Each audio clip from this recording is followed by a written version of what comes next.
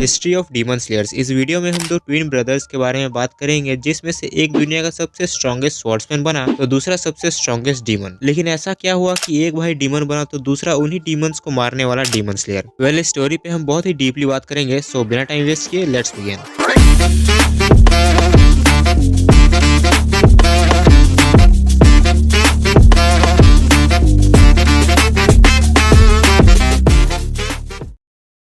कहानी शुरू होती है मुजान के डीमन बनने के कई सालों बाद, जहां एक परिवार में दो ट्विंस ने जन्म लिया। लेकिन इन ट्विंस की खास बात ये थी कि इनमें से एक के फोरहेड पर एक स्पेशल बर्थ मार्क था, जिसे अब सभी डीमन स्लेयर मार्क कहते हैं। और उस बच्चे का नाम था योरिची सुगीकुनो। अदर हैंड दूसरे ट्विन का नाम था मिचिकात्सु सुगीकुनो। योरिची के बर्थ मार्क की वजह से सब उसे अशुभ मानते थे, इसलिए उसके फादर डिसाइड करते हैं कि वो योरिची को मार देंगे। लेकिन उनकी मदर इसके अगेंस्ट जाकर योरिची का एग्जीक्यूशन रोक देती है। पर योरिची के जिंदगी के बदले उसके 10वें जन्मदिन पर उसे हमेशा के लिए टेंपल में पुजारी बनने के लिए भेज दिया जाएगा। जिसके बाद योरिची और मिचिकात्सु दोनों की परवरिश एक दूसरे से काफी अलग होने लगी, लाइक उनके रूम, कपड़े, एजुकेशन, यहाँ तक कि खाना भी। इसलिए योरिची हमेशा अपनी माँ की बाईं ओर चिपका रहता था। मिचिकात्सु को अपने भाई की ऐसी हालत पर काफी दया आती है। अपने पिता के पीठ पीछे मिचिकात्सु योरिची के 3x3 के कमरे में जाकर उसके साथ खेला करता था और अपने फादर को जाने दिए बिना वो योरिची को अपने हाथों से बनी एक फ्लूट देता है। लेकिन इसके बावजूद योरिची के चेहरे पर जरा सी भी स्माइल नहीं थी। 7 साल की उम्र में भी योरिची ने बात करना शुरू नहीं किया, इसलिए सबको लगने लगा शायद वो बहरा होगा। लेकिन एक दिन जब मिचिकात्सु गार्डन में अपने स्वॉर्ड को स्विंग करने की प्रैक्टिस कर रहा था, तब योरिची बिना कोई आवाज किए वहां आ जाता है और एक पाइन ट्री के पीछे से अपने भाई को देखने लगता है। और वो मिचिकात्सु से पूछता है क्या वो दुनिया का सबसे स्ट्रॉन्गेस्ट सामुराई बनना चाहता है।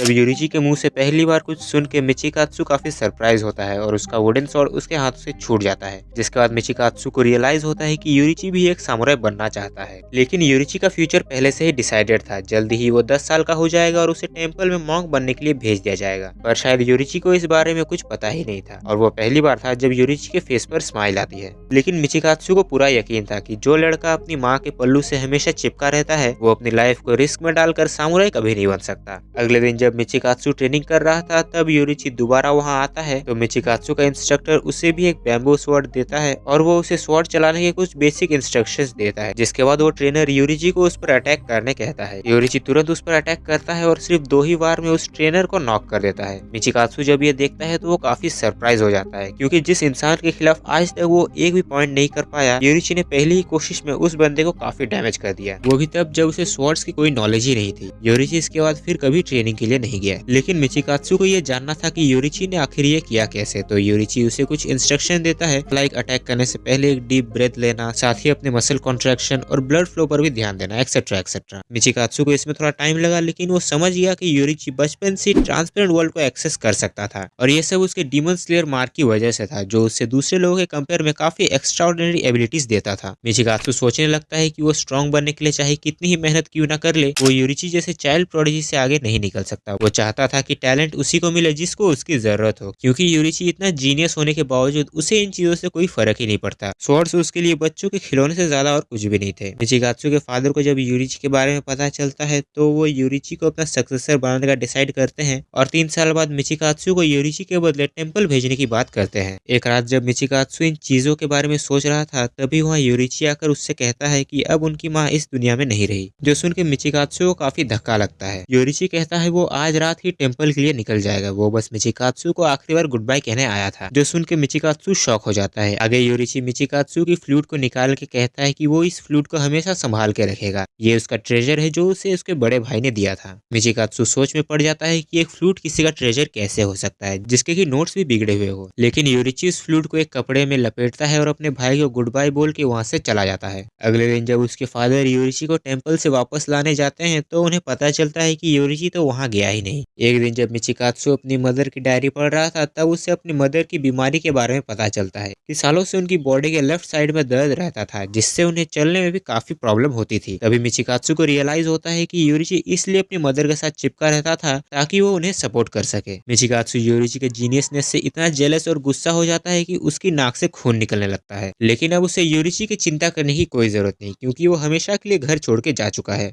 दूसरी ओर योरिची टेंपल नहीं जाता, बल्कि अपनी लाइफ को आजाद आज़ादी से जीने निकल पड़ता है। तभी वो देखता है माउंटेन के पास एक खेत में एक लड़की बास्केट पकड़कर खड़ी है जिसका नाम उटा था। तो योरिची उटा से पूछता है वो ये क्या कर रही है, जिस पर उटा कहती है उसकी फैमिली एक पेंडेमिक में मारी गई, वो अब बिल्कुल अकेली है इसलिए वो कुछ टेडपोल्स को पकड़ रही है। योरिची उससे पूछता है क्या वो इन्हें वापस छोड़ देगी, तो उटा कहती है हाँ, क्योंकि वो नहीं चाहती कि ये टेडपोल्स भी उसकी तरह अपनी फैमिली से अलग हो जाए। योरिची फिर उटा के साथ उसके घर चला जाता है और वो दोनों एक साथ रहने लगते हैं। धीरे धीरे वक्त बीतता है और 10 साल बाद वो दोनों शादी कर लेते हैं और अब जल्दी ही योरिची फादर बनने वाला होता है। तो योरिची इसकी प्रिपरेशन करने जाता है और वो उटा से प्रॉमिस करता है कि वो सनसेट से पहले वापस आ जाएगा। रास्ते में उसे एक बूढ़ा आदमी मिलता है जो अपने जंग में शहीद हुए बेटे से मिलने जा रहा था। योरिची उसे उठाकर उसे अपने बेटे तक पहुंचा देता है, जिससे योरिची को घर पहुंचने में काफी रात हो जाती है। और जब वो अपने घर पहुंचता है तब वो देखता है डीमंस ने उटा और उसके बच्चे को मार दिया था। योरिची को इससे इतना शौक लगा कि वो अपनी बीवी और बच्चे की बॉडी को लेकर 10 दिनों तक शोक में डूबा रहा, जब तक डीमन स्लेयर्स वालों ने आकर उसे इस शोक से बाहर नहीं निकाला। वो तो बस अपनी फैमिली के साथ एक खुशहाल जिंदगी जीना चाहता था, और शायद डीमंस जब तक इस वर्ल्ड में एग्जिस्ट करेंगे तब तक कोई भी खुश नहीं रह पाएगा। इसलिए योरिची भी डीमन स्लेयर कॉर्प्स को ज्वाइन करता है और वो सभी डीमन स्लेयर्स को ब्रीदिंग टेक्निक सिखाता है,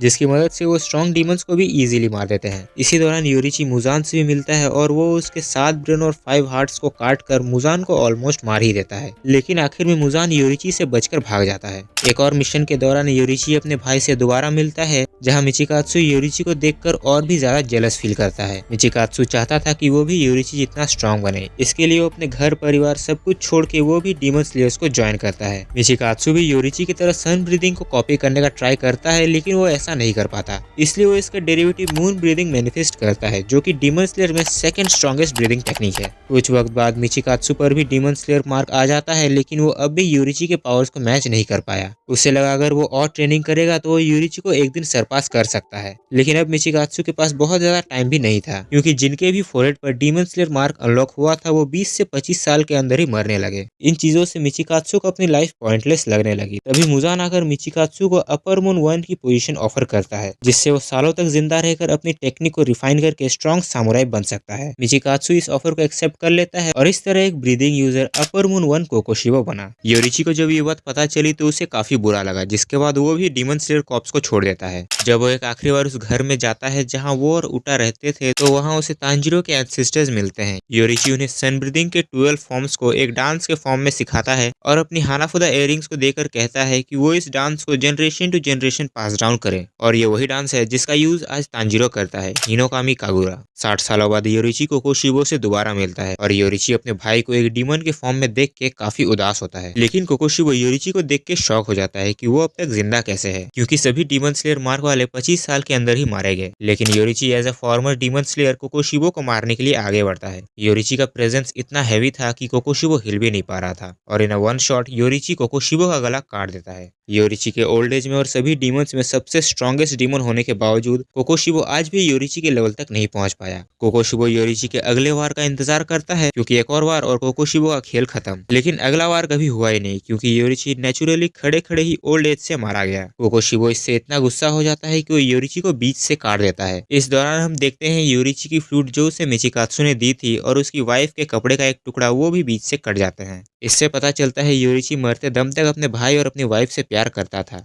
वेल आज के लिए बस इतना ही। अगर तुम लोग को वीडियो पसंद आया तो वीडियो को लाइक कर देना। Till then sayonara.